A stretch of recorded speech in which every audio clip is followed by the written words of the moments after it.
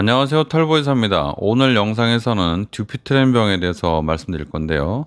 다양한 수술 방법과 재발 위험에 대해서 알아보도록 하겠습니다. 듀피트렌은 손바닥의 피부 바로 밑에가 점점 오그라들어서 손가락이 점점 굽어지는 질환입니다. 한번 굽어지면 잘 펴지지 않고 아무리 펴려고 해도 힘으로는 되지 않아서 수술적 치료가 필요한 경우가 많습니다. 선택하는 수술 방법에 따라서 재발 가능성과 회복 과정이 좀 달라집니다. 각 수술 방법의 장단점을 비교하고 환자에게 적합한 치료 방법을 신중하게 선택하는 것이 중요합니다. 첫 번째, 경피적 건막 절개술은 최소 침습적인 치료법입니다. 즉, 손바닥을 절개하지 않는 거죠. 그래서 빠른 회복이 가능하다는 장점이 있습니다. 피부를 크게 절개하지 않고 주사 바늘을 이용해서 두꺼워진 건막을 절개하는 방식이기 때문에 흉터가 적고 일상생활 복귀가 빠릅니다. 하지만 이 방법은 건막을 제거하는 것이 아니라 단순히 절개하는 방식이기 때문에 시간이 지나면서 섬유 조직이 더 빨리 자라날 경향이 있습니다. 연구에 따르면 약 33%, 더 많은 퍼센트를 얘기하는 연구도 있습니다. 그런 환자가 10년 내에 재수술이 필요하다, 이렇게 설명하고 있습니다. 장기적인 효과가 좀 떨어질 수 있다는 거죠. 두 번째, 제한적 건막 절제술은 재발 위험이 경피적 절개술보다 상대적으로 낮습니다. 제한적 건막 절제술은 손바닥에서 섬유화된 조직 일부를 제거하는 방법으로서 경피적 바늘 절개술보다 침습적이지만 재발 가능성이 낮은 치료법입니다. 즉, 바늘보다는 더 많이 째지만 아주 많이 째진 않다는 거예요. 근데 병변을 직접 어느 정도 제거하기 때문에 치료 효과가 좀 오래 지속되고, 연구 결과 10년 내 재수술 가능성이 한 19.5% 정도로 보고됐습니다. 하지만 절개 범위가 넓어질 경우에 회복 기간이 더 길어질 수가 있고 감염이나 합병증의 위험이 증가할 수도 있습니다. 장기적인 효과를 원하지만 너무 큰 수술을 원하지 않는 환자들에게 고려될 수 있는 겁니다. 세 번째, 피부 건막 절제술은 가장 근본적인 치료지만 회복이 길어질 수 있습니다. 피부 건막 절제술은 병변이 있는 피부와 건막을 함께 다 제거하는 겁니다. 피부가 없으니까 이식을 해야 되겠죠. 이렇게 가장 근본적인 치료법 중 하나로 여겨집니다. 근본적이라는 것은 재발이 적다는 얘기죠. 병변을 완전히 제거할 수 있기 때문에 재발이 낮은 거고요. 연구에 따르면 10년 내 재수술 가능성이 그래도 약 20% 정도입니다. 한 18%, 20% 그 정도. 피부 이식이 필요하고 수술 후의 회복 과정이 길어질 가능성이 있습니다. 잘 회복되지 않으면 손바닥 피부가 이렇게 오그라들어서 수술을 했는데도 손가락이 안 펴질 수 있습니다. 수술 후에 손가락의 움직임이 좀 둔해질 수 있죠. 왜냐하면 이식도 하고 그래야 되니까요. 재발이 난 너무 싫다, 재발을 최소화하고자 하는 환자에게는 효과적인 방법이 될 수 있지만 회복 기간이 길고 흉터 때문에 손이 오그라들 수 있고 미용적으로도 좋지 못합니다.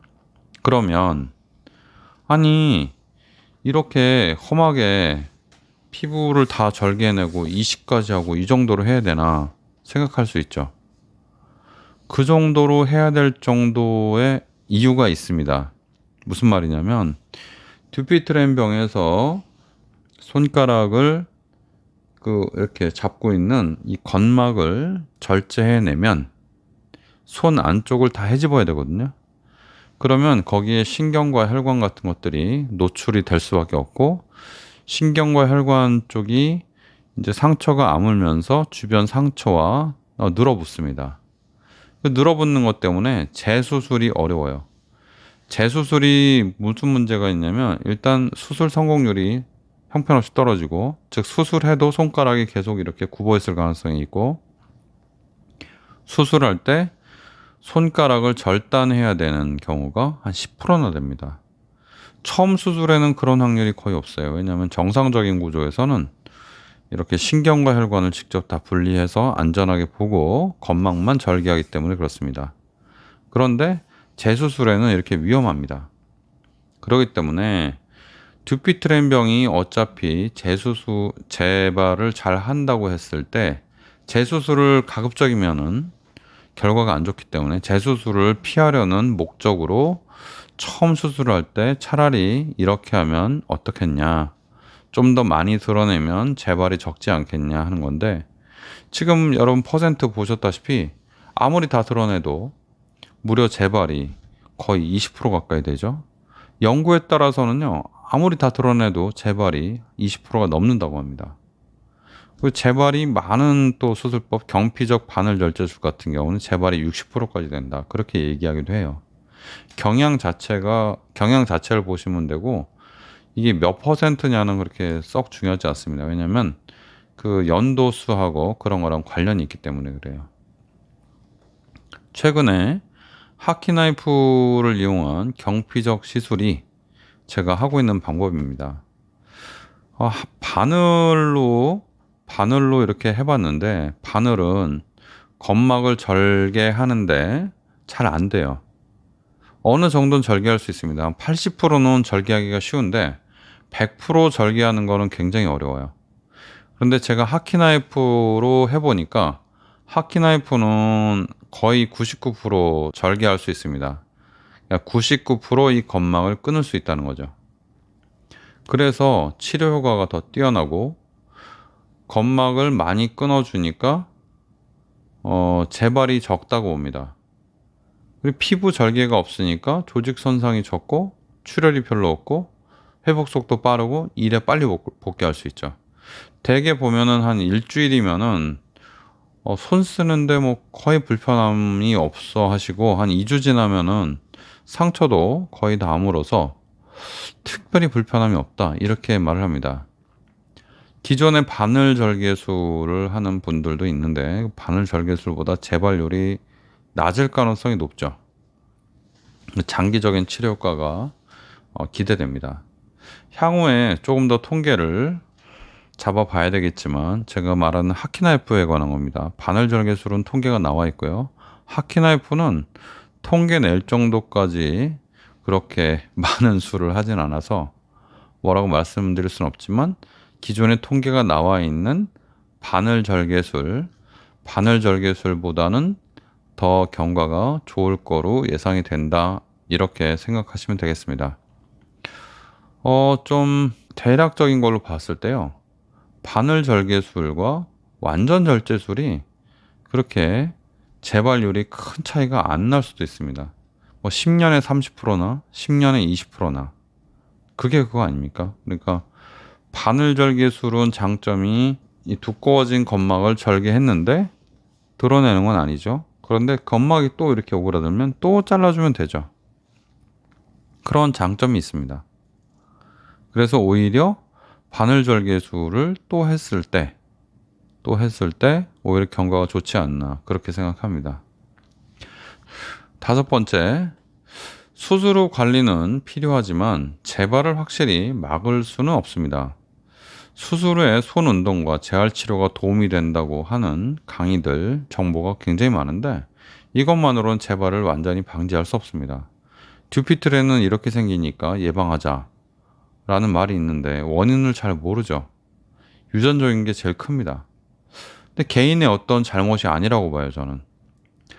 뭐 약간의 원인들이 있죠. 뭐 술하고 뭐 담배하고 손을 많이 쓰는 경우 잘 생긴다고 하는데, 그게 아주 결정적인 요인이 된다고 보기 어려워서 예방은 어렵다, 그런 정도만 알고 계시고, 재발을 막으려는 노력, 그러니까 손을 좀 덜 쓰고 아끼고 그냥 그 정도밖에 없는데, 이게 덜 쓰고 아낀다고 안 생기거나 그런 게 아니기 때문에 노력 대비 효과가 별로다. 재발도 그렇지만 예방도 노력 대비 효과가 듀피트레는 별로다, 이렇게 생각하셔야 됩니다. 자, 오늘 내용 정리해 보도록 하겠습니다. 듀피트렌 병의 수술 방법은 다양하고 각 방법마다 장단점이 뚜렷합니다. 덜 침식적인 방법, 그러니까 손바닥을 덜 째는 방법은 회복이 빠르지만 재발 위험이 높은 경향이 있습니다.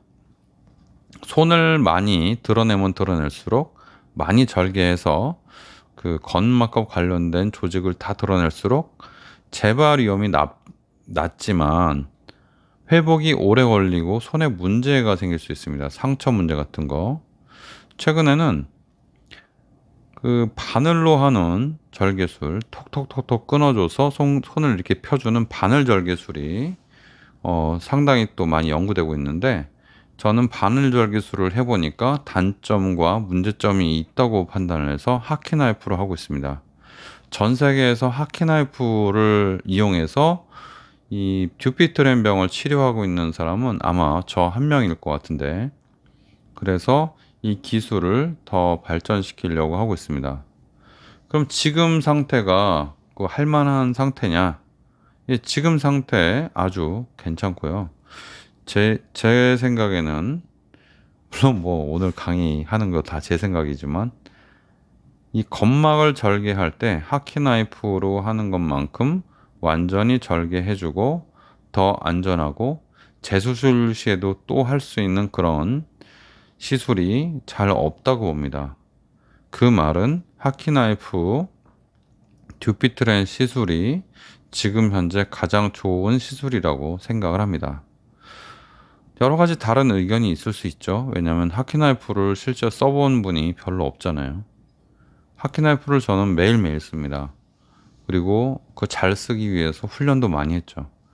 그랬기 때문에 듀피트렌 시술이 하키나이프로 가능한 게 아니냐 그렇게 생각을 하고, 훈련이 안 되어 있는 의사 선생님들은 하키나이프로 듀피트렌 시술하는 것을 좀 권장하지 않습니다. 위험할 수 있어요. 정말 위험할 수 있어요. 왜냐하면 신경과 혈관, 힘줄을 다 피해야 되기 때문에 그렇습니다.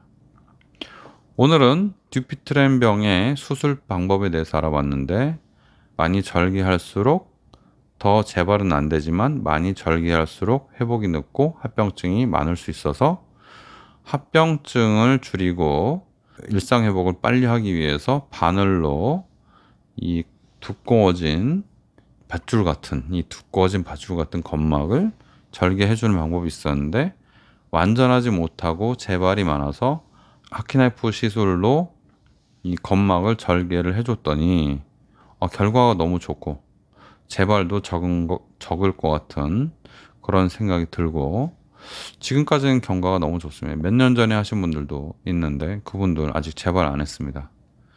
그럼 많은 데이터가 더 쌓여봐야 되겠지만 지금 현재까지는 다른 어떤 방법보다 좋다고 생각합니다.